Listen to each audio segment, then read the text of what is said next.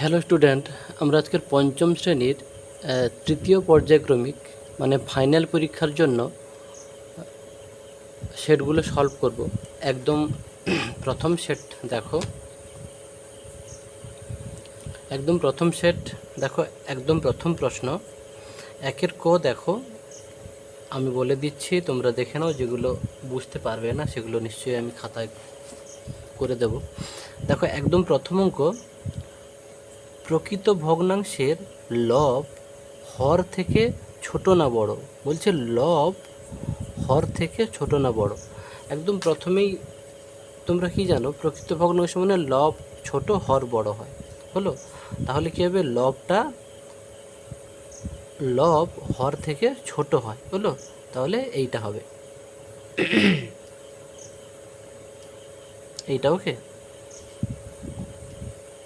তারপরে দেখো এইটা বলছে এইটাকে যোগ করে এটা কোনটা হবে, বুঝতে পারছো? দেখো আমরা এইটাকে এরকম লিখতে পারি। আমি দেখো একের দাগের ক অ্যান্সার হবে, তোমরা এভাবেই লিখে নেবে।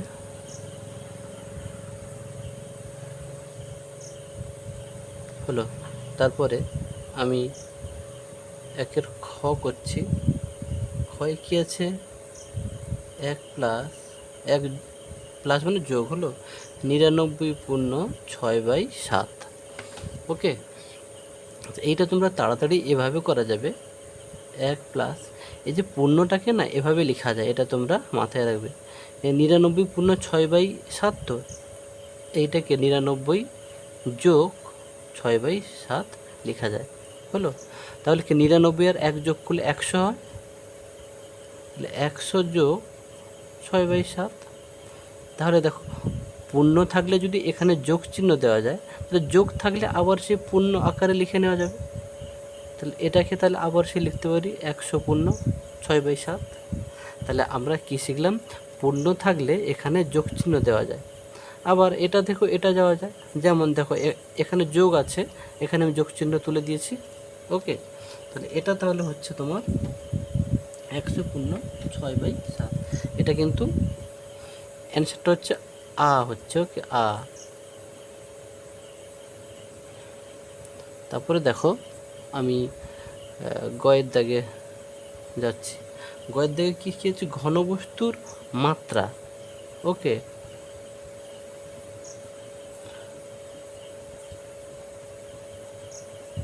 ঘনবস্তুর মাত্রা এটা হচ্ছে 3টি হবে। হলো, এটা হচ্ছে অবশ্যই এটা 3টি। তোমরা পরীক্ষায় শর্ট প্রশ্নগুলো প্রশ্ন তোলার দরকার নেই, সরাসরি উত্তরটাই করবে। ওকে, তারপরে দেখো যে ঘনবস্তুর মাত্রা হয়েছে, এবারে ঘর দাগে 29 জন লোক একটি কাজ 19 দিনে করে। 29 জন লোক একটি কাজ 19 দিনে করে, তবে 19 জন লোক কাজটি কত দিনে করতে পারবে? আমি খাতায় এটা করছি, দেখো এখানেই করছি। ঘ 29 জন লোক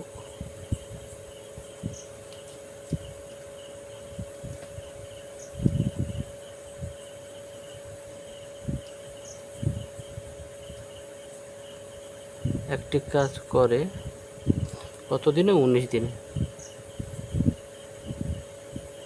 হলো, তাহলে একজন লোক একটি কাজ তাহলে করতে কত লাগবে ভাববে কিন্তু এগুলো। ওকে, 29 জন লোকের একটি কাজ করতে 19 দিন লাগে। হলো, তাহলে একজন লোকের ওই কাজটি করতে কত বেশি দিন কিন্তু লাগবে, বেশি হলে গুণ করতে হয়। তো 19 গুণিত 29। তারপরে বলছে 19 জন লোকের, এগুলো এরকম করে ভাববে, যখন যে লাইনটা করবে তার আগের লাইনের সঙ্গে ভাববে। ওকে, একজন লোকের যদি এতদিন লাগে, আমি তো তৃতীয় লাইনটা তো করব, তাহলে কি বললাম, যে লাইনটা করবে তার আগের লাইনটার সঙ্গে ভাববে। আমি দেখো দেখো যখন আমি এই লাইনটা করছিলাম তখন এই লাইনটার সঙ্গে ভাবছিলাম যে 29 জন লোক একটি কাজ করে 19 দিনে, তাহলে একজন লোক একটি কাজ করবে কত বেশি দিনে, যার জন্য গুণ হয়েছে। আবার দেখো তৃতীয় লাইনটা যখন করব, এই দ্বিতীয় লাইনটাকে নিয়ে ভাববো, একজন লোকের যদি এত দিন লাগে তাহলে 19 জন লোকের কত কম লাগবে, একটি কাজ করতে কম লাগবে, তাহলে ভাগ হবে, তাহলে 19 গুণিতক 29 বাই 19, 19 19 কেটে গেল, তাহলে সমান কত হবে 29 দিন। তাহলে এর উত্তরটা হবে দীর্ঘই হলো, ঘ হলো। এরপরে আমরা দেখা যাচ্ছি, তারপরে ওর দাগে আছে, ওর দাগে দেখো প্রশ্নটা, এটা একটি আয়তক্ষেত্রের প্রস্থ দিয়েছে আর অর্ধ পরিসীমা দিয়েছে। তাহলে আমি আয়তক্ষেত্রের অর্ধ পরিসীমা যেহেতু 14, তাহলে আমি অর্ধ পরিসীমা সমান 14 লিখতে পারি, তাই না? বলে তো দিয়েছে যে অর্ধ পরিসীমা 24, তাহলে আমি লিখবো যে অর্ধ পরিসীমা সমান 24। দেখো আমি লিখছি এটা,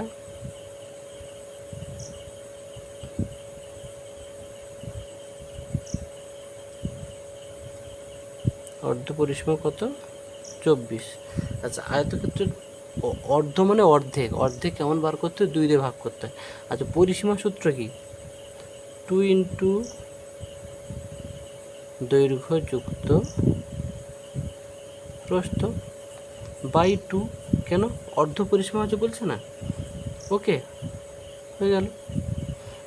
আবার বলছি অর্ধ পরিসীমা মানে পরিসীমাকে 2 দিয়ে ভাগ করতে হবে, যে কোনো জিনিসের অর্ধেক বার করতে হলে 2 দিয়ে ভাগ করতে হয়, হলো। তাহলে আমি 2 দিয়ে ভাগ করেছি, 2 দিয়ে কেটে গেল, তাহলে দৈর্ঘ্য প্লাস প্রস্থ সমান 24 হচ্ছে।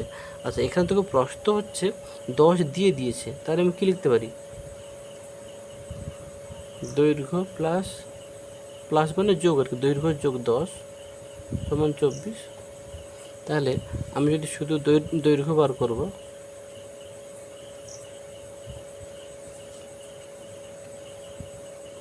দেখো 10টা এপাশে লিখি বিয়োগ হবে, তাহলে 24 বিয়োগ 10 সমান 14, তাহলে দৈর্ঘ্য সমান হবে 14। ওকে, তাহলে দৈর্ঘ্য সমান 14 মানে এটা উত্তরটা হবে হস্যই। ওকে, তারপরে দেখো চয়ের দাগে,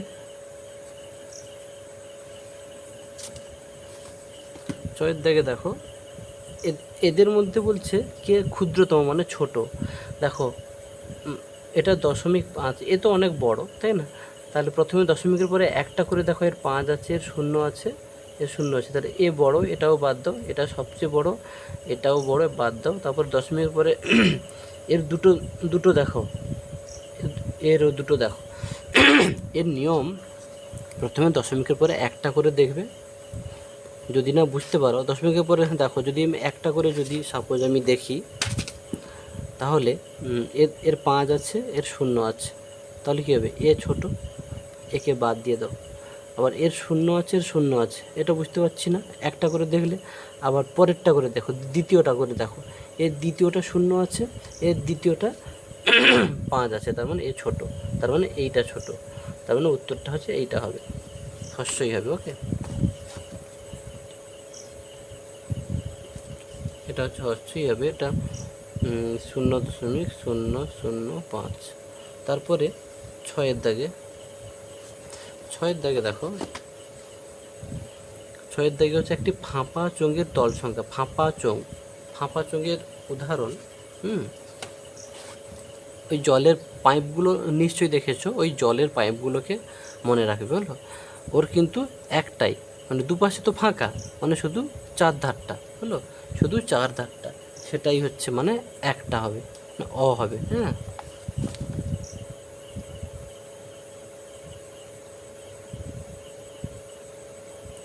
তারপরে 6 দাগে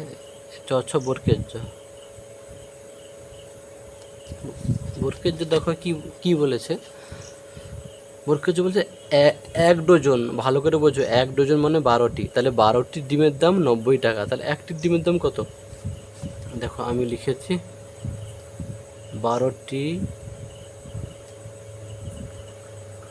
ডিমের দাম 90 টাকা। তাহলে একটি ডিমের দাম কম হবে না বেশি হবে? কম হবে। কম হলে কি বলেছে, 1 দিয়ে কম হলে ভাগ করতে হয়। তাহলে 90/12 টাকা সমান, এটাকে ভাগ করলে জানা যাবে। দেখো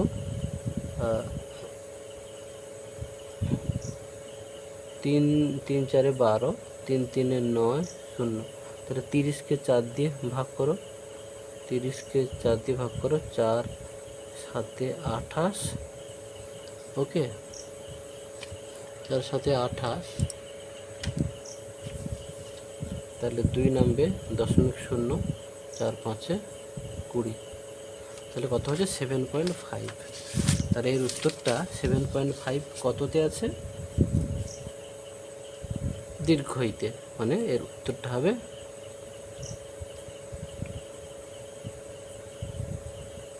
দীর্ঘই। হলো। তারপরে দেখো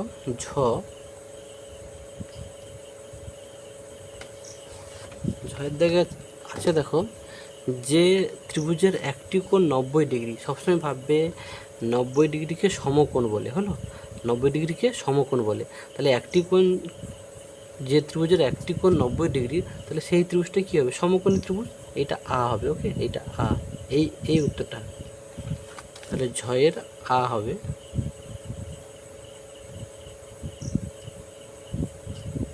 সমকোণী ত্রিভুজ। তারপরেরটা দেখো, ইয়োর দাগে একটি স্থূলকোণী ত্রিভুজের স্থূলকোণ ব্যতীত অপর কোণ দুটিকে বলা হয় কি? মানে স্থূলকোণী ত্রিভুজ মানেই তার একটি কোণ স্থূলকোণ হবে। ওকে, মাথায় রাখবে, স্থূলকোণী ত্রিভুজ মানে একটি কোণ স্থূলকোণ। মানে কি, একটি কোণ 90 ডিগ্রি থেকে বেশি হবে। তাহলে দেখো, একটা যদি 90 ডিগ্রি থেকে বেশি হয়, আর দুটো কোণ অবশ্যই 90 ডিগ্রি থেকে ছোট হবেই। বোঝা গেল? 90 ডিগ্রি থেকে ছোট হবেই। তার কারণ ত্রিভুজের 3টে কোণের সমষ্টি কিন্তু 180। তো একটা যদি 90 হয়ে যায়, আরও দুটো মিলে তো 90 হতে হবে, মানে ওই দুটো সূক্ষ্মকোণ হবে, মানে এইটা হবে, এই দীর্ঘইটা, হস্যই হবে এইটা। হলো, তো ইয়োর দাগে হচ্ছে হস্যই। ওকে, তারপরে আমরা 2-এর দাগে যাচ্ছি। 2-এর দাগে দেখো 11/9 হলো একটি ড্যাশ ভগ্নাংশ। দেখো, লব বড় হর ছোট, এটা হবে অপ্রকৃত। হলো, তাহলে 2-এর ক অপ্রকৃত ভগ্নাংশ।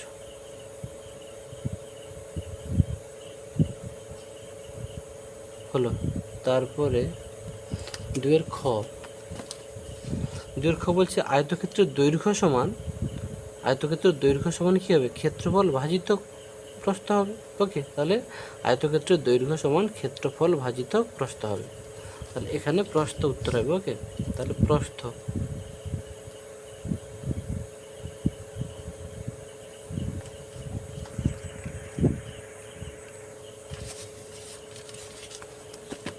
গয়ের দাগে দেখো, একটি ঘনকের প্রত্যেকটি তল কি আকার? বর্গাকার হবে। হলো, বর্গাকার। তাই গয়ের দাগে হবে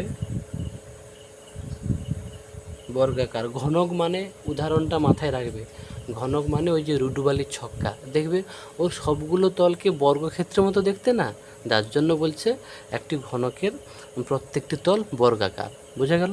ঘনকের উদাহরণ কি হবে? রুডুবালির ছক্কা। আর ওই রুডুবালির ছক্কা দেখবে প্রত্যেকটা তল বর্গাকার, যার জন্য, মানে বর্গক্ষেত্রের মতো প্রত্যেকটা তল, যার জন্য বলছে তোমার একটি ঘনকের প্রত্যেকটি তল বর্গাকার হবে। আচ্ছা, তারপরে দেখো সমবাহু ত্রিভুজের প্রত্যেকটি সমবাহু ত্রিভুজের প্রত্যেকটি কোণের মান হয় 60 ডিগ্রি।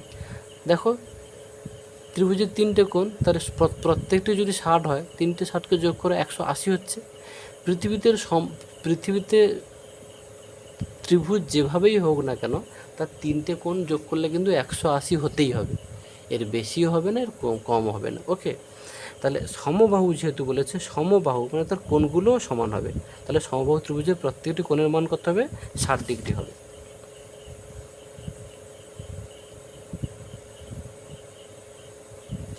60 ডিগ্রি উভয়ের দাগে। তারপরে উমার দাগে দেখো সমকোণী ত্রিভুজের 90 ডিগ্রি কোণের বিপরীত বাহু, সমকোণী ত্রিভুজের মাথায় রাখবে, সমকোণী ত্রিভুজের 90 ডিগ্রি কোণের যে বিপরীত বাহুটা তার নাম অতিভুজ। ওকে, তার নাম কি হবে না অতিভুজ। তোমরা শর্ট প্রশ্নগুলো এরকম করেই লিখে দেবে। ওকে, তার কারণ শর্ট প্রশ্ন পুরো বাক্যে লিখবে না, শুধু এরকম দাগ নম্বর দিয়ে লিখে দেবে। আচ্ছা, তারপরে আছে দেখো কাজের পরিমাণ অপরিবর্তিত থাকলে লোক সংখ্যা ও দিন সংখ্যার মধ্যে সম্পর্ক ব্যস্ত সম্পর্ক হবে। তোমরা দেখো একটা কাজ করতে লোক সংখ্যা মানে লোক সংখ্যা যদি বাড়াই তাহলে কী হবে, ওই কাজটা তাড়াতাড়ি শেষ হয়ে যাবে, তাই না? তখন কি কম দিন লাগবে। আর ওই কাজটা যদি লোক সংখ্যা যদি কমিয়ে দিই, ওই কাজটা কিন্তু করতে কিন্তু বেশি দিন লাগবে। এই যে কমলে বাড়ে, বাড়লে কমে, এই রকম যদি মনে হয় সেটা ব্যস্ত সম্পর্ক। এই উত্তরটা বারবার শুনবে তোমরা। আর যদি একই মনে হয় যে বাড়লে বাড়ে, কমলে কমে, এরকম মনে হলে সরল সম্পর্ক হলো। তাহলে কাজের পরিমাণ অপরিবর্তিত মানে একই থাকলে লোক সংখ্যা ও দিন সংখ্যার মধ্যে কি সম্পর্ক, ব্যস্ত সম্পর্ক।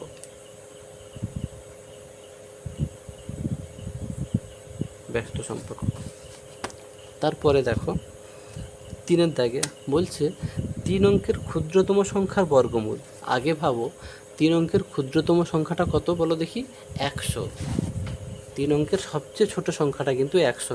100-র আগে দেখো 99। 99 কি দুটো অঙ্ক তো, তাহলে 3 অঙ্কের সংখ্যা শুরু হয়েছে কোথা থেকে, এই 100 থেকে। তা এটাই সবচেয়ে ছোট, এরপরে তো 101, 102, তাহলে বড় হবে। তাহলে 3 অঙ্কের সবচেয়ে ছোট সংখ্যা কত না 100। 3-এর ক, তাহলে 100-এর বর্গমূল, তাই তো? 100-এর বর্গমূল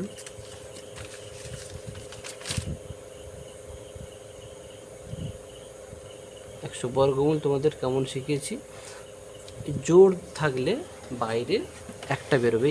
100-কে আমরা কী লিখতে পারি, 10 গুণিতক 10, তাই না? তোমরা বর্গ নামতাগুলো মুখস্থ করবে, সুবিধা হবে।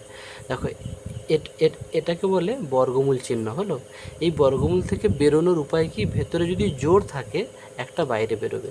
তাহলে দুটো 10 আছে গুণ অবস্থায়, যার জন্য একটা 10 বাইরে বেরোলো, এটাই উত্তর। তাহলে এটাকে বলে রুট ওভার, মানে এটা বর্গমূল চিহ্ন। তাহলে 100-এর বর্গমূল কত, উত্তর হলো 10। বিষয়টাকে বারবার দেখবে, নাহলে মাথায় থাকবে না।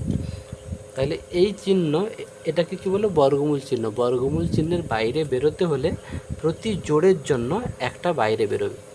যে 10 দুটো আছে, তাই একটা 10 বাইরে বেরোলো। যার জোড় থাকবে না সে বাইরে বেরোতে পারবে না। তারপরে দেখো খদ্দাগে দেখো এই যে দশমিক ভগ্নাংশে, এইটার দশমিক ভগ্নাংশে মান কত। আচ্ছা, আমি প্রশ্নটা তুলে নিচ্ছি। দশমিক ভগ্নাংশে মান কত হবে, 200 যোগ 7/10 যোগ 2/100 হলো। এটাকে দেখো, এটা তো 200 থাকলো। এটাকে দেখো ওই একের পিঠে 0 দিয়ে ভাগ, তাহলে এর দশমিক নেই মানে কোথায় আছে, এখানে আছে। কারোর দশমিক নেই মানে কোথায় থাকে, ডান পাশে। তাহলে 10 দিয়ে ভাগ করলে কী হবে, দশমিকটা একটা সংখ্যা সরবে, তাহলে উত্তর কত হবে, 0.7 হবে। এটাও আবার দেখো সেই ভাগ, কতদিন, 2-কে 100 দিয়ে ভাগ। তাহলে এর 2-এর দশমিক নেই মানে ভাবো এই ডান পাশে আছে, দুটো 0 আছে, তার মানে ভাগের সময় বাম দিকে দশমিক সরে। তাহলে একটা সংখ্যা এখানে সরলো, আর একটা মানে 0 দিয়ে এখানে সরাও, তার মানে এর উত্তর হবে 0.02 হলো। 1-এর পিঠে 0 দিয়ে ভাগের কি নিয়ম না, দশমিক বাম দিকে সরে। কটা সংখ্যা না, 1-এর পিঠে যটা 0 থাকে তটা সংখ্যা বাম দিকে সরবে ভাগের সময়, আর গুণের সময় ডান দিকে সরে। ক্লিয়ার? তাহলে এর দেখো দুটো 0 আছে, তাহলে দশমিকটা ধরো এখানে আছে, কোনো সংখ্যা দশমিক নেই মানে কিন্তু ডান পাশে আছে সব সময়। তাহলে একটা সংখ্যা সরলে এখানে আরেকটা সংখ্যা সরাতে হবে, সংখ্যা না থাকলে 0 আনতে হবে। আরেকটা 0 লাগিয়ে এখানে আনো, তাহলে 0.02 এখানে করে দেবে না কেউ, মনে মনে ভেবে নেবে। তাহলে 0.02 এটাকে যোগ করো। দেখো আমি যোগটা শিখিয়ে দিচ্ছি। এটারও থেকে 200 200-কে কী লিখতে পারি? 200.00। এতক্ষণ কি বললাম যে দশমিকের পরে কোনো সংখ্যার দশমিক নেই, মানে এইটা দশমিক নেই মানে ডান পাশে আছে, এই যে ডান পাশে দিয়েছি সমান 00, 0.7, 0.7। আচ্ছা, তারপরে এটা 0.02, 0.02। দশমিকের যোগ বিয়োগে সবসময় দশমিকের সোজা দশমিক রাখতে হয়, এইটুকু মাথায় রাখলে হবে। দেখো এটা যোগ করলে 2 হচ্ছে, এটা 7, এটা হচ্ছে 200। তাহলে এর উত্তর কত হচ্ছে? 200.72 হলো। এগুলো যারা প্র্যাকটিস করবে তাড়াতাড়ি হয়ে যাবে। ওকে, তারপরে দেখো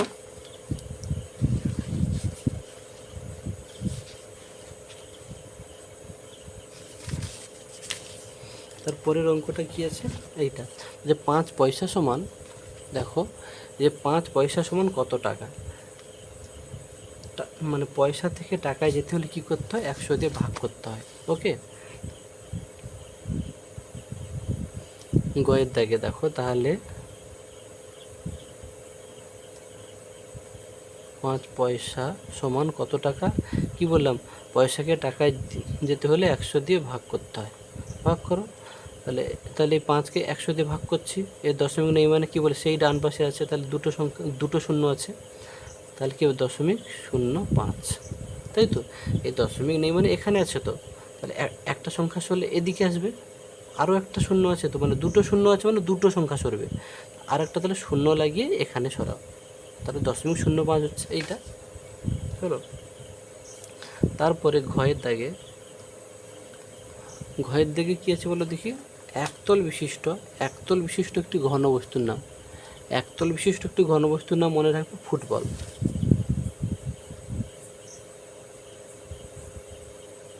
হলো, তারপরে আছে, দেখো কি বলছে? 5 সেমি, 2 সেমি, 8 সেমি দৈর্ঘ্য বিশিষ্ট ত্রিভুজ অঙ্কন সম্ভব কিনা যুক্তি দাও। দেখো তোমরা ভালো করে জানবে, ত্রিভুজ, মানে 3 এরকম মনে রাখবে, ভুজ মানে বাহু, মানে ত্রিভুজ মানে 3টে বাহু হবে।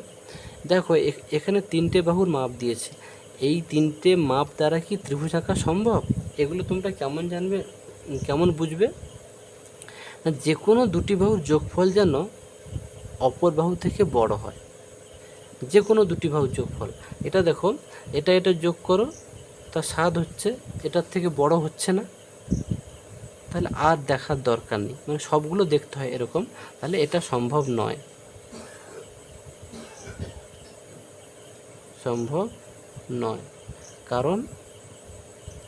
কারণ কি না, যে কোনো দুটি বাহুর যোগফল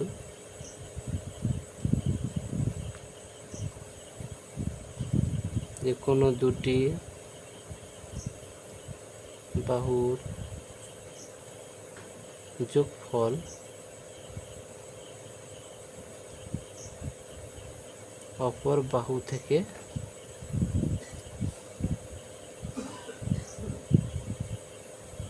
বড় হচ্ছে না, হলো ক্লিয়ার? তাহলে এটা হয়ে গেল।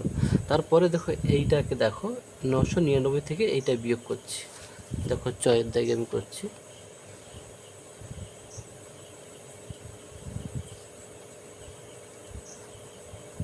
999 বিয়োগ 1/2/3। এইটাকে দেখো কীরকম করছি, দেখো 999 বিয়োগ, আচ্ছা এটাকে আমি কি লিখতে পারি? 1 যোগ 2/3। এটা একটা সংখ্যা কিন্তু ছিল, তাহলে এটা একটা সংখ্যা বোঝাতে হলে সবসময় বন্ধনী দিতে হবে। হলো, এবারে তুমি বন্ধনী তোলো, 1 আর দেখো এই বন্ধনী তুলতে হলে তোমরা সবসময় জানবে এইটা কিন্তু যে তোমাদের যদি এই পদ্ধতিটা বীজগণিতের মতো হয়ে যাচ্ছে, তোমরা চেষ্টা করবে এইটাকে যদি এরকম না করে, যদি সাপোজ, আচ্ছা আমি এই অংশটাকে কেটে দিচ্ছি, হলো, তোমরা এইটাকে এরকম করবে, 999 বিয়োগ 1 বিয়োগ 2/3 হলো। কেন বলো দেখি? আমরা শিখেছিলাম এইটাকে দুটো পার্টে যদি এরকম, যেহেতু বিয়োগ চিহ্ন আছে, এভাবেও করতে পারো, আর যারা এমনি পূর্ণ ভাঙিয়ে বিয়োগ করতে চাও সেরকম করতে পারো। ক্লিয়ার? তো বিয়োগ চিহ্ন আছে যার জন্য এটাকে 1 বিয়োগ এইটা করবে, হলো। আর যদি যোগ চিহ্ন থাকতো তাহলে 1 যোগ এইটা, হলো। এভাবে আবার বলছি, যেহেতু বিয়োগ আছে তাহলে বিয়োগ 1 বিয়োগ এইটা, যোগ থাকলে যোগ 1 যোগ এইটা, এরকমই করবে। 999 থেকে যদি 1 বাদ যায় তাহলে কী হবে? 998 বিয়োগ কত? 2/3। ক্লিয়ার? এবারে দেখো, আমরা যদি একে যদি আরেকটু অন্যরকম চিন্তা ভাবনা যদি করতে পারি, আমি একে এইটাকে দেখো, আমি 997 যোগ 1 লিখব, হবে? তাহলে 997 সঙ্গে 1 যোগ করলে সেই 998 হচ্ছে, বিয়োগ 2/3। এবার কী করবো? এইটাকে আমি দেখো রেখে দেবো, 997 যোগ এইটাকে বিয়োগ করো, 3 লসাগু 3 - 2, হলো। তাহলে এটাকে আমি শুধু কিন্তু লিখে যাচ্ছি, এটা বিয়োগ করো 1/3। তাহলে যোগ থাকলে কি এই যোগটা তুলে দেওয়া যায়, তাহলে 997 পূর্ণ 1/3। পূর্ণ থাকলে এখানে যোগ আনা যায়, তাহলে যোগ থাকলে এরকম যোগটা তুলে দেওয়া যায়, এটা মাথায় রাখবে। ওকে, এটা মোটামুটি একটা ভালো অঙ্ক। তারপরে দেখো 6-এর দাগে তোমরা সবসময় মনে রাখবে। দেখো, এটাও একটা মুখস্থ বিদ্যার মতো, আপাতত মনে রেখে দিতে পারো। দেখো, এই যে 1 কিমি পার ঘন্টা, এইটাকে 1 মিটার পার সেকেন্ডে প্রকাশ করতে বলছে। তোমরা সবসময় মুখস্থ করে নেবে যে কিমি পার ঘন্টাকে মিটার পার সেকেন্ডে প্রকাশ করতে হলে 5/18 দিয়ে গুণ করতে হয়, হলো। হয়ে গেল। তাহলে এইটাকে তাহলে কি করব? 1 কিমি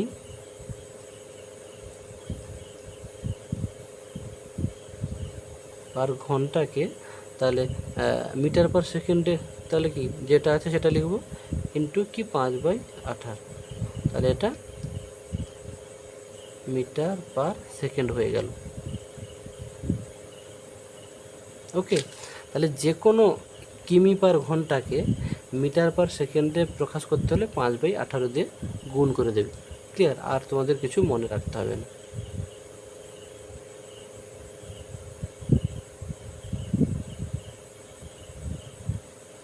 আর যদি ভালো করে জানতে চাও সেই একই ব্যাপার, কিমিকে মিটারে গেলে কি 1000 দিয়ে গুণ করতে হচ্ছে, ভাজিতক ঘন্টাকে সেকেন্ডে গেলে কি করতে হবে, সেই 3600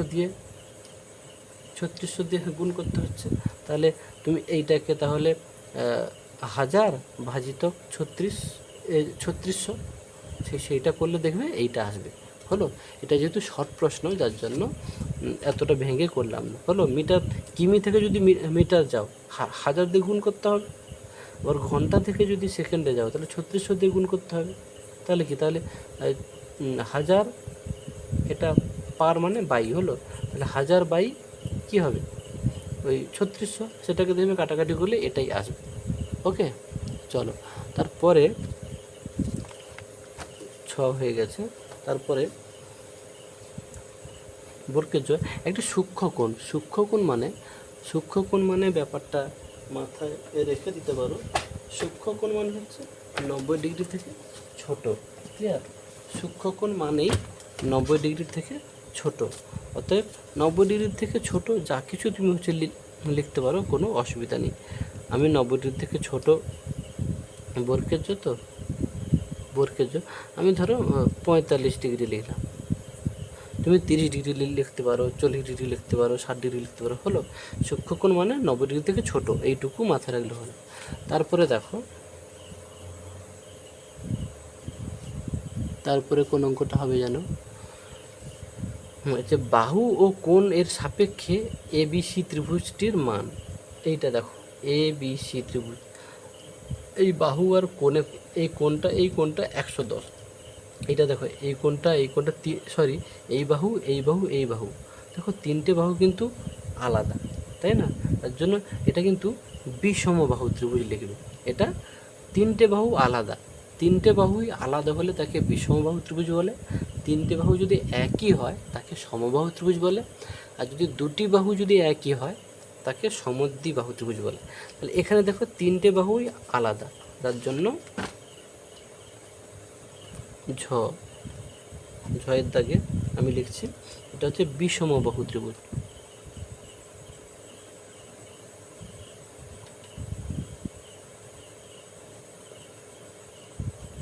তারপরে দেখো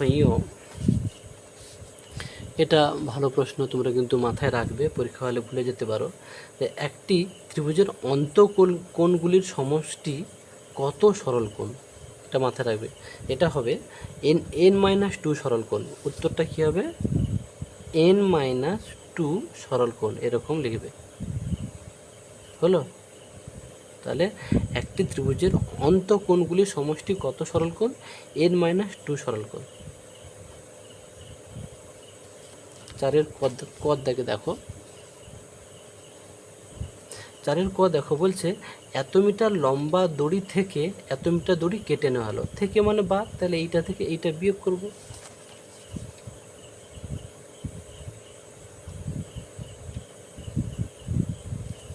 বিয়োগ 1/2/3। ওকে, তাহলে দেখো তোমরা শর্টে যদি করতে পারো, একে এরকম করতে পারো। দেখো আমরা এখানে তো যোগ চিহ্ন দিতে পারি, তাহলে এখানেও যোগ চিহ্ন দিতে পারি। তাহলে তোমরা সেরকমও যদি করতে পারো, উত্তরটা কিন্তু খুব সহজেই হবে। তো আমি যদি একে করি,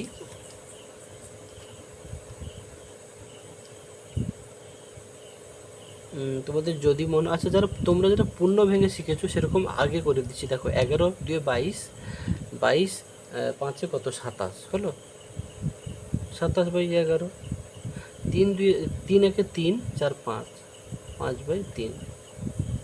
ওকে, তাহলে 11 আর 3 লসাগু কত? এটা কোনো নামতে যাবে না, তাহলে গুণ করে নেবে। 11-3 33, 33কে 11 দিয়ে ভাগ করো, 3 হবে। হলো, 3 27 কত হবে? 7 3 21, 1 2, 3 2 6, 7 8 81। আর 33কে 3 দিয়ে ভাগ করে 11, 11 5 55। হলো, বিয়োগ করো, এটা বিয়োগ করলে তাহলে এটা হবে 26/33। ওকে, এরকমও তোমরা করে নিতে পারো, কোনো অসুবিধা নেই, এরকমই করবে। আচ্ছা, তাহলে সবসময় কিন্তু 2 নম্বর আছে এগুলো, তাহলে অতএবটা লিখবে। তো কতটুকু দড়ি পড়ে থাকবে? অতএব 26/33 মিটার দড়ি পড়ে থাকবে। ওকে, তারপরেরটা দেখো যাচ্ছি, ক্ষয়ের দাগে দেখো, বলছে একটি আয়তক্ষেত্রের ক্ষেত্রফল দিয়েছে।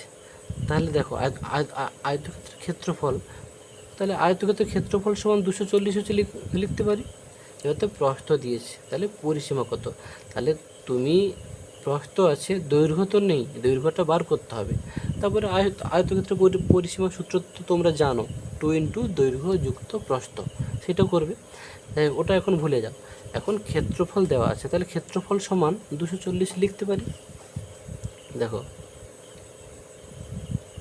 আয়তক্ষেত্রের ক্ষেত্রফল সমান 240, প্রশ্ন যেটা দিচ্ছি সেটা লিখেছি।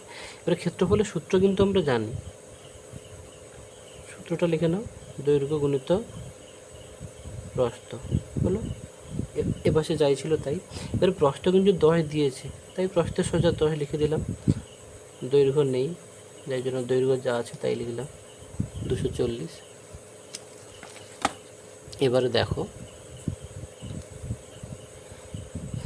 তাহলে দৈর্ঘ্য কী হবে, দুটো সমান 10টাকে গুণ আছে এদিকে এলে ভাগ হবে, 240/10, 0 0 কাটলো, তাহলে কত হবে 24।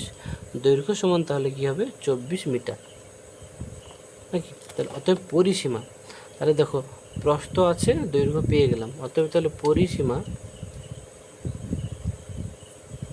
পরিসীমা সূত্র কী গো, 2 গুণিতক দৈর্ঘ্য যুক্ত প্রস্থ, তাই তো, এটাই সূত্র আছে। দৈর্ঘ্য কত, দৈর্ঘ্য কিন্তু এই যে বার করেছি 24, আর প্রশ্নে দেওয়া ছিল তো 10, তাহলে 24 আর 10 34, 34 দিয়ে কত 2 গুণিত 34, তাহলে কত হবে 68 মিটার। ক্লিয়ার? তাহলে অঙ্কটা আপাতত এখানেই শেষ। এর পরের অঙ্কটাতে আমরা যাচ্ছি, দেখো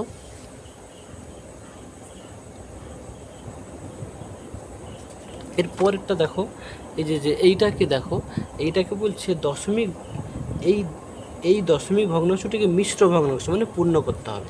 দেখো আমি লিখছি, দেখো কত আছে 1.25, এটাকে দশমিক তুলে দাও, তাহলে দশমিক তুললে কেমন তুলতে হয়, দশমিকের পরে যটা সংখ্যা থাকে নিচে একের ভিতরে তটা শূন্য দিতে হয়, হলো। এবার তুমি সবসময় লবকে হর দিয়ে ভাগ করবে, হলো, ওপরেরটাকে নিচেরটা দিয়ে সবসময় ভাগ করতে হয়। 100 একে 100, তাহলে বিয়োগ ফল হয়ে গেল, আর যাবে না, তাহলে কত হলো, ভাগফলটা পূর্ণ হয়, তাহলে 1 পূর্ণ 25/100, 1 পূর্ণ 25/100। ক্লিয়ার? তাহলে দেখো এটা কাটাকাটি হবে, 25 একে 25, 25 4 100, তাহলে কত হচ্ছে উত্তর 1 পূর্ণ 1/4, হলো। এটা মিশ্র ভগ্নাংশ হয়ে গেল। তারপরে দেখো বাবা এত টাকার পেঁয়াজ, এত টাকার লেবু, এত টাকার আম কিনেছেন, তাহলে তিনি কত টাকা ব্যয় মানে খরচ হয়ে গেছে। সবগুলো তো কিনতে গিয়ে টাকা তো দিয়ে দিয়েছি, তাহলে এই সবগুলো যোগ করে দিতে হবে, তাহলে তত উত্তর হবে।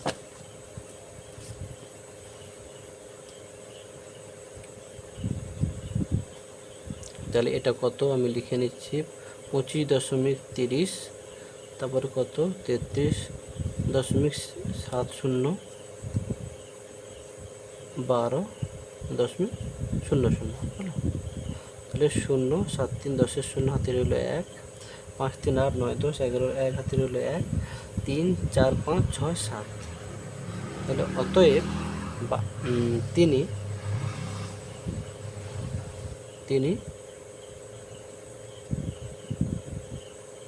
71 টাকা ব্যয় করেছেন, হলো। তারপরে আমরা উঁয়োর দিকে চলে যাচ্ছি। দেখো উঁয়োর দিকে কী আছে, একটি সমকোণী ত্রিভুজ। সমকোণী ত্রিভুজ মানে বারবার বলছি, সমকোণ 90 ডিগ্রিকে সমকোণ বলে, 90 ডিগ্রিকে সমকোণ বলে। তাহলে সমকোণী ত্রিভুজ মানে কি, ওই ত্রিভুজটার একটি কোণ সমকোণ, তাহলে ত্রিভুজের তো মোট 3টে কোণ আছে, তাহলে একটা সমকোণ এই প্রশ্ন থেকে বুঝলাম। আবার প্রশ্নে বলেছে আর একটা কোণ 30 ডিগ্রি, তাহলে একটি সমকোণী ত্রিভুজের একটি কোণ 30 ডিগ্রি হলে অপর কোণ দুটির মান কত। তাহলে সমকোণী ত্রিভুজ মানে একটা কোণ 90 হবে, হলো। তাহলে আরেকটা 30, আরেকটা তাহলে কত, 180, টোটাল তো 180 ডিগ্রি, তাহলে 180 ডিগ্রি থেকে এই দুটো বাদ দেবো। ক্লিয়ার? তাহলে একটা কোণ জেনে গেলাম যে 90 ডিগ্রি, কেন, যেহেতু বলেছে সমকোণী ত্রিভুজ। আরেকটা কোণ তাহলে কি হবে, তাহলে 180 থেকে 90 আর 30 বাদ দেবো। দেখো তাহলে 180 ডিগ্রি থেকে আমরা কি করব, 90 ডিগ্রি যোগ 30 ডিগ্রি, ওকে, এইটা করতে হবে। 180 ডিগ্রি মাইনাস,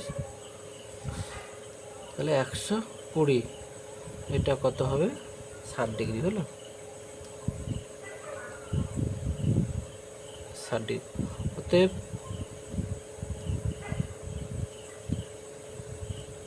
অপর কোণ দুটি কত হবে গো? তাহলে 90 ডিগ্রি আর 60 ডিগ্রি। বোঝা গেল? আবার বলছি, দেখো প্রশ্নটা কিন্তু ভালো প্রশ্ন পরীক্ষায় আসবে, দেখবে। বলছে একটি ত্রিভুজ, সমকোণী ত্রিভুজ কিন্তু বলেছে। ওকে, সমকোণী মানে একটা কোণ 90 ডিগ্রি হয়ে গেল। তাহলে আর প্রশ্নে বলেছে আর একটা কোণ 30 হলো। তাহলে 90 আর 30 কত হলো? 120। আর পুরো যে কোনো ত্রিভুজ মানেই তো 180। তাহলে 180 থেকে 120 বাদ দিলে 60 হয়ে যাবে। হলো, তাহলে একটা 90 আর একটা 60 হয়ে গেল। তারপরে দেখো, একটি মালবাহী ট্রেন 6 ঘন্টায় এত কিমি যায়। বলছে এত কিমি যেতে কত সময় লাগবে? সময় আমি কি বলেছি, যদি ঐকিক নিয়ম করো, যেটা প্রশ্ন আছে তাকে শেষে রাখবে। তাহলে এটাকে আমি উল্টে দিই, 30 কিমি যায় 6 ঘন্টায়।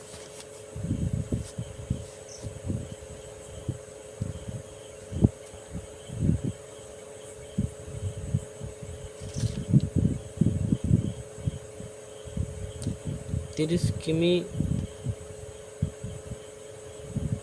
যায় 6 ঘন্টায়। তাহলে 1 কিমি যাবে, তাহলে কত ঘন্টা কম হবে? কম হলে ভাগ হবে। তারপর বলছে কত? 30 কিমি না, এটা 300 কিমি। 300 কিমি যায় 6 ঘন্টায়, 1 কিমি যেতে, তাহলে এটা হবে তাহলে 1800 কিমি।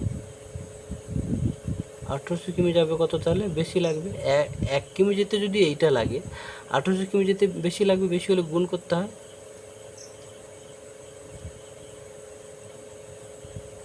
এটা কিন্তু কিছু নয়। ওকে, দুটো শূন্য কাটলাম, 3 2 6, তাহলে কত হবে? 36।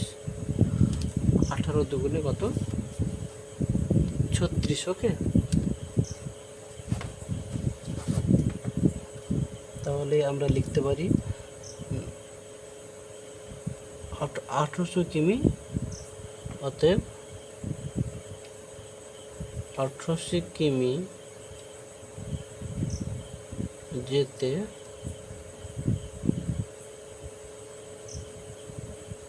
ট্রেনটির কত?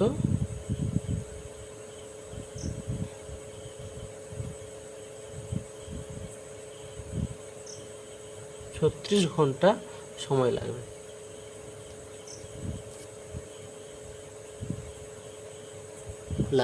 ওকে, এবারে দেখো 6 আছে। 6 বলছে, দেখো 500 গ্রাম চিনির দাম 21 টাকা। 2 গ্রাম চিনির দাম কত? তাহলে দেখো 500 গ্রাম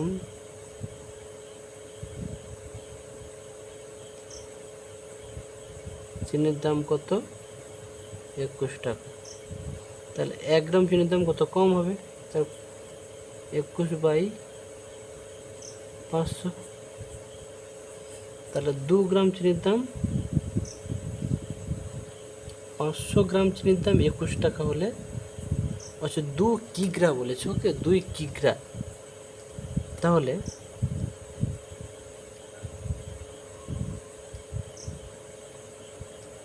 2 কিগ্রা, হ্যাঁ।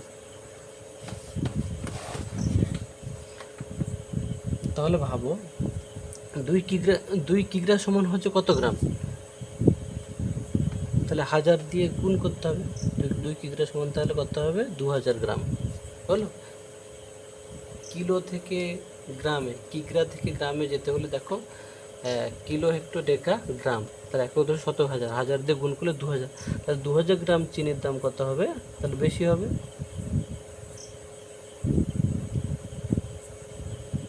হলো, 2 শূন্য 5 4 20, তাহলে কত হলো? এটা 4 4 4 দিয়ে 8 হলো 84 টাকা। ওকে, ভিডিওগুলো তাড়াতাড়ি করে দিচ্ছি, তোমরা কিন্তু বারবার দেখবে, না হলে কিন্তু বুঝতে সমস্যা হবে। আচ্ছা, এটা তো জ্যামিতি বাক্স নেই, তার জন্য আমি এমনি বলে দিচ্ছি। দেখো 3.2 সেমি ব্যাসার্ধ বিশিষ্ট একটি বৃত্ত অঙ্কন করতে বলছে। খুব সহজ। তোমরা স্কেল নিয়ে কি করবে? স্কেল নিয়ে আমি দেখিয়ে দিচ্ছি। এইটাতে আমার কাছে যেইটা আছে 3 পয়েন্ট, দেখো 1 2 3, 3 পয়েন্ট কত বলেছে? 3.2, 3.122 হচ্ছে এইটা। তাহলে এখান থেকে এইটা এটা আমার একটু ভাঙা, তোমরা স্কেলে কিন্তু নেবে, হলো। এরকম একটা মাপ নিয়ে তোমরা চাঁদা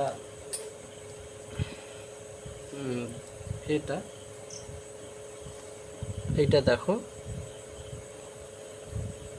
ওই মাপটা নিয়ে না যে কোনো এক পাশে বসিয়ে ঘুরিয়ে দাও, হলো। যে কোনো এক পাশে বসিয়ে ওই দাগের এটা দুবার ঘোরাবে না, হলো। এইটুকুই হয়ে গেলে। তোমরা কিন্তু পেন্সিলে করবে, আমার কাছে নেই তাই আমি করলাম না। 3.2 হলো, এটা 3.2। এই কেন্দ্রবিন্দুকে ও ও লেখা হয়, হ্যাঁ, ও। এইটুকু করলে আপাতত হবে। তারপরে দেখো লাস্ট দাগে হবে,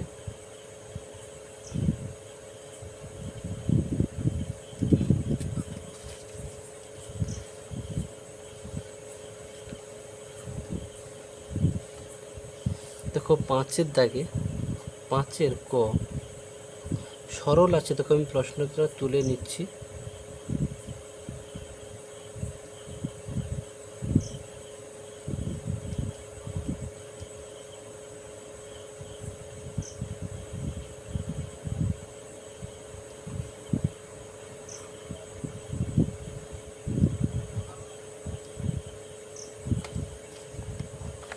দেখো এই যে সরল দেওয়া আছে, প্রত্যেকটা প্রশ্নে 3 আছে। সরলটা আমি তুলে নিয়েছি, একবার চেক করে নিচ্ছি, ঠিক আছে। 2, ওকে। তো সরলের যে নিয়ম ছিল কিন্তু বদমাস ছিল, হলো। বদমাসে বিতে বন্ধনী, বন্ধনী বলতে একদম বন্ধনী 4টে হয়, রেখা বন্ধনী। দেখো এইটাকে রেখা বন্ধনী বলে। আগে রেখা বন্ধনী, তারপরে প্রথম, তারপরে দ্বিতীয়, তারপরে তৃতীয়। তাহলে এইটার কাজ আগে করব, তার মানে বাকিগুলোকে কিন্তু তুলে তুলে যাব। যেটা করব সেটাকে তার কাজ করব, 2 থেকে 1 বাদ 1 হবে, হলো, হয়ে গেল। এবারে দেখো এবারকার কাজ প্রথম বন্ধনী, এইটা করব। যার কাজ করব শুধু সেটাই করব, অন্যগুলো তুলে তুলে যাব। দেখো এটা কত হবে, তাহলে 2 হবে। এখানে কোনো চিহ্ন নেই মানে কিন্তু এর হবে, ওকে, এর 2। প্রথম বন্ধনী আর দিচ্ছি না, এখানে প্রথম বন্ধনীর কাজ হয়ে গেল। এবারে দ্বিতীয় বন্ধনীর কাজ, তাহলে দ্বিতীয় বন্ধনীর কাজ পর্যন্ত যাই। দ্বিতীয় বন্ধনীর ভেতরে আবার দেখছি, দেখো এর আছে আর বিয়োগ আছে। তাহলে কার কাজ আগে? আমি বলেছি প্রথমে হচ্ছে বন্ধনী, তারপরে এর, তারপরে ভাগগুণ যোগ বিয়োগ। এটা মুখস্থ রাখবে, বন্ধনী, এর, ভাগগুণ যোগ বিয়োগ। তাহলে এর কাজ আগে, 2 2 4। দ্বিতীয় বন্ধনী এখনও শেষ হয়নি তাই রাখলাম। দেখো দ্বিতীয় বন্ধনী, তাহলে 5 থেকে যদি আমি 4 বাদ দিই তাহলে কত 1 হবে। তৃতীয় বন্ধনীর কাজ শেষ, এই হলো। তারপরে 12, এখানে কোনো চিহ্ন নেই মানে কিন্তু এর লিখলাম। তৃতীয় বন্ধনীর কাজ 7 থেকে 1 বাদ দিলে 6, হলো 72, হলো 12 6 72 উত্তর। তাহলে 5-এর ক থেকে 72। বারবার দেখবে ভিডিওগুলো। তারপরে দেখো ভালো অঙ্ক আছে, বলছে 40 দিনে একটি পুকুর খনন করতে পারে 21 জন লোক, হলো। লোক কাজে নিযুক্ত হয়েছিল, মানে 40 দিনে একটা পুকুর মানে খুলবে, যাকে বলে গ্রামীণ ভাষায় বলা হয় খুলবে, খনন করতে পারে 21 জন লোক। কিন্তু তাদের মধ্যে হঠাৎ 7 জন অসুস্থ হলো। তাহলে অসুস্থ হয়েছে মানে তারা আর কাজ করবে না। তাহলে 21 ছিল, সেখান থেকে আবার 7 বিয়োগ হবে। তাহলে প্রথম লাইনটা কী লিখব, 40 দিনে। বলছে তবে বাকি লোক সেই কাজটি কত দিনে সম্পন্ন করবে। তাহলে আমি কি লিখতে পারি, 40 দিনে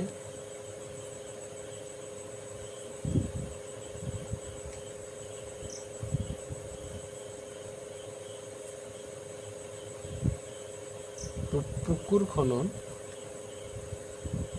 একটি ছোট্ট করে লিখে দিচ্ছি, একটি পুকুর খনন করতে পারে 21 জন লোক। 21 জন, তাহলে একদিনে একটি পুকুর খনন করতে পারবে কত? বেশি জন লাগবে তো।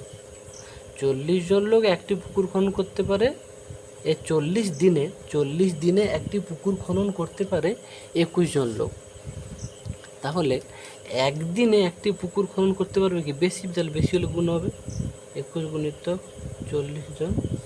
এবারে বলছে 7 জন লোক অসুস্থ হলো।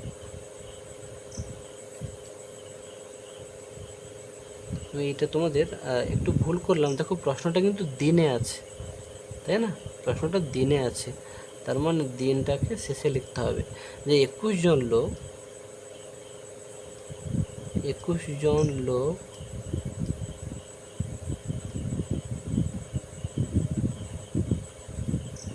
একটি পুকুর খনন করতে পারে কত? 40 দিনে। হলো প্রশ্নটা দিন ছিল, কত দিনে, তার জন্য যেটা প্রশ্ন থাকবে ওই কি নিয়মে তাকে শেষে রেখে ফার্স্ট লাইনটা লিখতে হয়। হলো, এবার দেখো একজন লোক একটি পুকুর খনন করতে পারবে কত? তাহলে বেশি দিনে, 40 গুণিত 21 দিনে। তারপর বলছে 7 জন লোক অসুস্থ হলো, তাহলে 21 - 7 সমান কি? 14। অসুস্থ হয়ে গেছে তো, মানে তারা আর আসবে না, তাহলে 14 জন লোক একটি পুকুর খনন করতে, একজন লোককে যদি এইটা লাগে, 14 জন লোককে কম লাগবে, তাহলে কত হবে? 40 গুণিত 21 ছিল, তাহলে কম হলে ভাগ হবে। দেখো 7 2 14, 7 3 21, 2 1 2, 2 2 4 0, তাহলে 20 3 60 দিনে। হলো, তাহলে কী লিখবে না? অতএব, যেহেতু বড় প্রশ্ন সবসময় অতএব লিখবে, অতএব বাকি লোক সেই কাজটি কত দিনে সম্পন্ন করতে পারবে? বাকি লোক সেই কাজটি কত?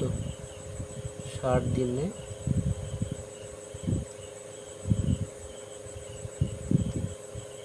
সম্পন্ন করতে পারবে। ওকে, এবারে দেখো গয়ের দাগে, এটাও একটা ভালো অঙ্ক। দেখো বলছে 7 জন লোক 12 দিনে কত? 4200 টাকা উপার্জন করে, 4 জন লোক 9 দিনে। এই ধরনের ঐকিক নিয়মের অঙ্কগুলো তোমরা এই প্রথম করবে। দেখো এও খুব সহজ, ঐকিক নিয়মেও করতে পারো, সমস্যা তৈরি করেও করতে পারো।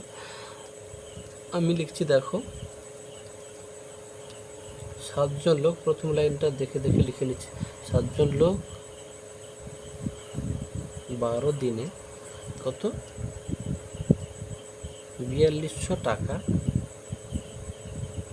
উপার্জন করে।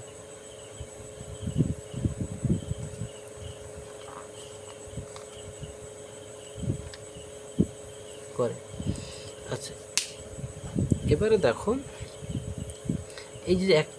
এই যে লোক সংখ্যা, দিন সংখ্যা, টাকার পরিমাণ, এগুলো 3টে করে থাকলে যে কোনো একটাকে একই রাখবো। হলো, তাহলে 7 জন লোক 12 দিনে এত টাকা করে, তাহলে আমি করি 7 জন লোক একে একই রাখলাম, 7 জন লোক একদিনে, এটা চেঞ্জ করলাম। হলো, 7 জন লোক একদিনে কত টাকা কম ইনকাম করবে? তাহলে 4200/12। হলো, এবারে এইটা পরিবর্তন করেছি, এবারে এইটা পরিবর্তন করো। 7 জন লোক একদিনে এত টাকা, তাহলে একজন লোক একদিন, 7 জন লোক একদিনে যত টাকা উপার্জন করে, একজন লোক একদিনে আরও কম হবে, মানে সেটাও ভাগ হবে। তাহলে 4200/12/7। এই যে 7টাকে দেখো নিচে লিখেছি, বারবার কিন্তু দেখবে ভিডিওটা, নাহলে খুব সমস্যা হবে। এরপরে প্রশ্ন বলেছে, দেখো 4 জন লোক 9 দিনে। আচ্ছা, আমি তাহলে এটা আগে 4 জন লোক, এটা চেঞ্জ, 4 জন লোক একদিনে আগে করি, মানে দুটোকে চেঞ্জ করব না, এটা চেঞ্জ করলাম, এটা দেখো একই রেখেছি। তাহলে একজন লোক একদিনে যেটা উপার্জন করবে, 4 জন লোক একদিনে বেশি করবে, তাহলে গুণ হবে। দেখো 4 গুণ করে দিচ্ছি, নিচে যেইটা ছিল সেইটা। এবারে দেখো চারজন লোক একদিনে এইটা করে, তাহলে বলছে চারজন লোক 9 দিনে, তাহলে চারজন লোক, এবারে দেখো এইটা চেঞ্জ করছি 9 দিনে, চারজন লোক একদিনে যেটা করবে, নাকি চারজন লোক একদিনে যে টাকা ইনকাম করবে চারজন লোক 9 দিনে নিশ্চয়ই বেশি ইনকাম করবে, এটা গুণ গুণ হবে।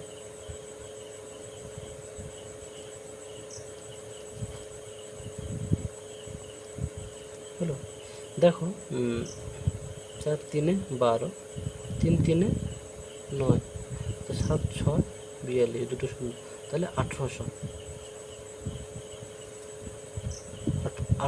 টাকা হলো। তাহলে অতএব চারজন লোক 9 দিনে 1800 টাকা উপার্জন করতে পারবে। চারজন লোক 9 দিনে 1800 টাকা, এটা কিন্তু নতুন টাইপ, একটু ভালো করে করবে। ওকে, 1800 টাকা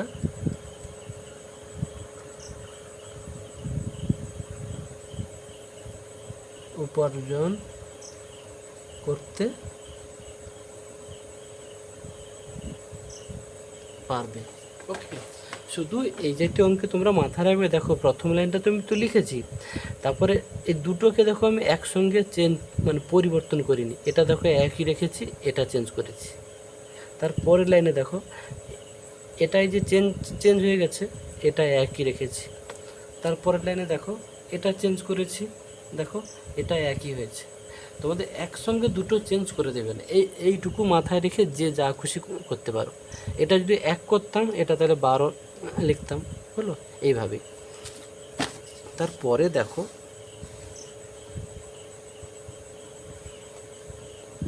ঘয়ের দাগে, দেখো ঘয়ের দাগে প্রশ্নটা বলছে এবিসি একটা ত্রিভুজ অঙ্কন করতে বলছে, দেখলে, এবং কোণগুলির পরিমাপ নির্ণয় করো এবং তাদের সমষ্টি কত।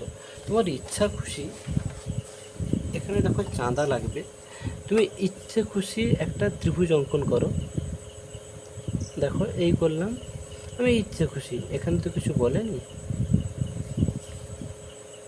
আমার চাঁদা নেই, আমি এটা পরের ভিডিওতে পারলে দেখিয়ে দেবো কাছে।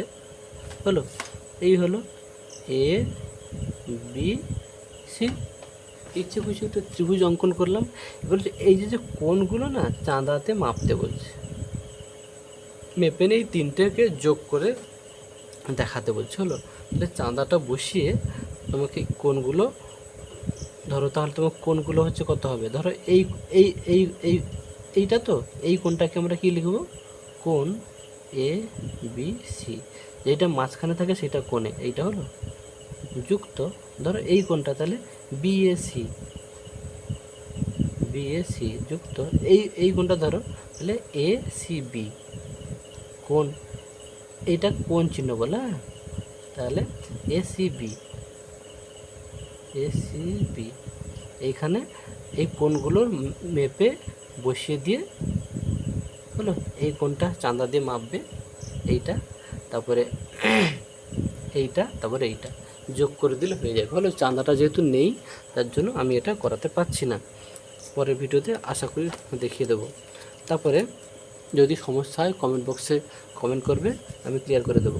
ওর দাগে দেখো এরকম একটা ছক দিয়েছে, ছক দিয়ে দেখো এই যে এইটার মান বলেছে 10, তার মানে কি এইগুলো সবগুলো 10 10 20 10 30 10 40, তাই না? তাহলে প্রথম শ্রেণীতে পাস করেছে কত, 40 জন। তুমি খাতায় কি করবে, এরকম একটা টেবিল করবে, করে শুধু এইটা লিখবে, এগুলোই ছবিগুলো লিখবে না। তাহলে তারপরে কি করবে, এখানে তাহলে 40 হবে,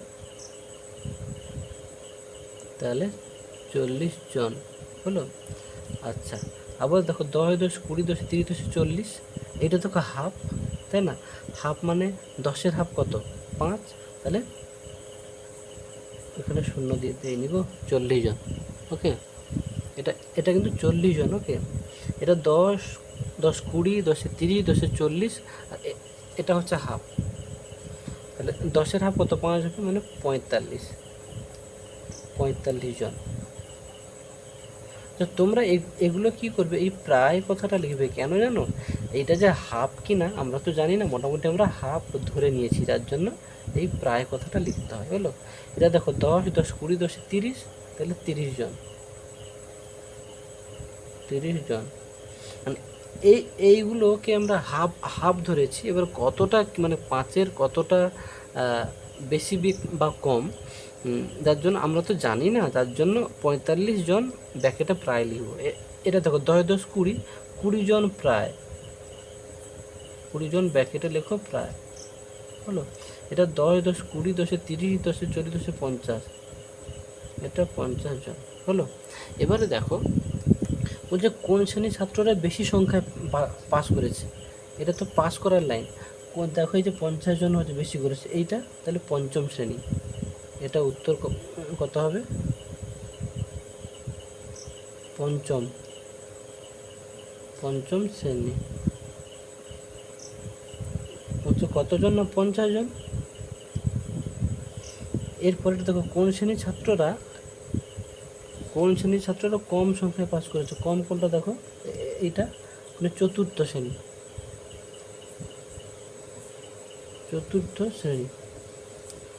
কতজন? চতুর্থ শ্রেণী কত গো?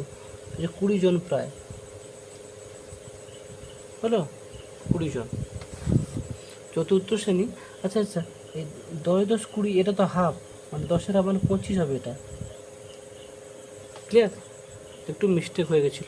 এটা তো 10, এটা 10, এটাকে 10-এর হাফ ধরেছি, তাহলে 5 25। আচ্ছা 25 জন। এবার তোমরা যখন স্কুলে করবে, স্যারকে বলবে স্যার এই প্রায়টা লিখবো কি না।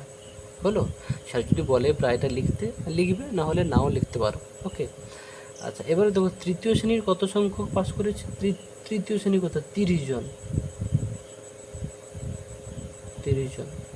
আচ্ছা, প্রথম ও পঞ্চম শ্রেণী পাস করা ছাত্র সংখ্যার পার্থক্য মানে বিয়োগফল। প্রথম শ্রেণী পাস করেছে কত? 40 জন। আর পঞ্চম শ্রেণী কত? 50 জন। এদের বিয়োগফল কত? 10, তাই না? তাহলে 50 বিয়োগ 40 সমান 10 জন। বুঝতে পারছো? বলছে প্রথম কত? 40 জন। আর পঞ্চম শ্রেণী পাস করেছে কত? 50 জন। এদের ছাত্র সংখ্যার পার্থক্য, এই পার্থক্য মানে বিয়োগ। 40 থেকে 50 বিয়োগ করেছি, হয়ে গেল। দেখো লাস্ট অঙ্কটা, এটা খুব ভালো অঙ্ক। দেখো একটি হোস্টেলে 30 জন ছাত্রের 12 দিনের খাবার মজুদ ছিল। হলো, আমি লিখছি, দেখো ছয়ের দাগে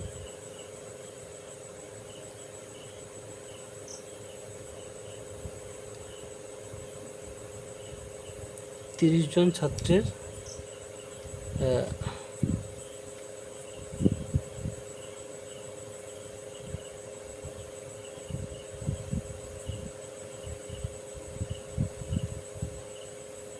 ছাত্রের 12 দিনের খাবার ছিল। আচ্ছা, তাহলে একজন ছাত্রের,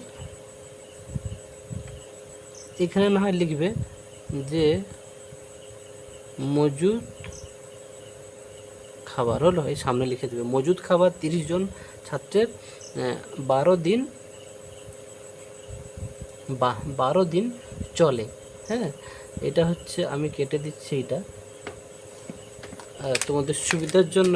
আমি একটু কালি দিয়ে মুছে দিচ্ছি, যাতে একটু দেখতে সুন্দর হয়। প্রথম লাইনটা একটু ভেবে লিখতে হবে, যাতে তোমার যেটা প্রশ্ন আছে তার সঙ্গে একটু মেলে। তাহলে দেখো আমি কি লিখলাম, যে মজুদ খাবার 30 জন ছাত্রের 12 দিন চলে। তাহলে এই সামনে মজুদ খাবার একজন ছাত্রের কতদিন চলবে? বেশি দিন চলবে, তাহলে 12 গুণিতক 30 দিন চলবে। এবার বলছে আরও নতুন 6 জন ছাত্র এলো, তাহলে মজুদ খাবার আরও 6 জন যদি হয়, তাহলে কি 30 যুক্ত 6 সমান কি 36 জন ছাত্রের কতদিন চলবে? একজন ছাত্রের যদি এতদিন চলে, 36 জনের কি কম দিন চলবে, তাহলে ভাগ হবে। হলো, দেখো 12 3 36, 3 একে 3 শূন্য, তাহলে 10 দিন চলবে। তাহলে 36 জন ছাত্রের কতদিন চলবে? 10 দিন চলবে। হলো, অতএব লিখে দাও, অতএব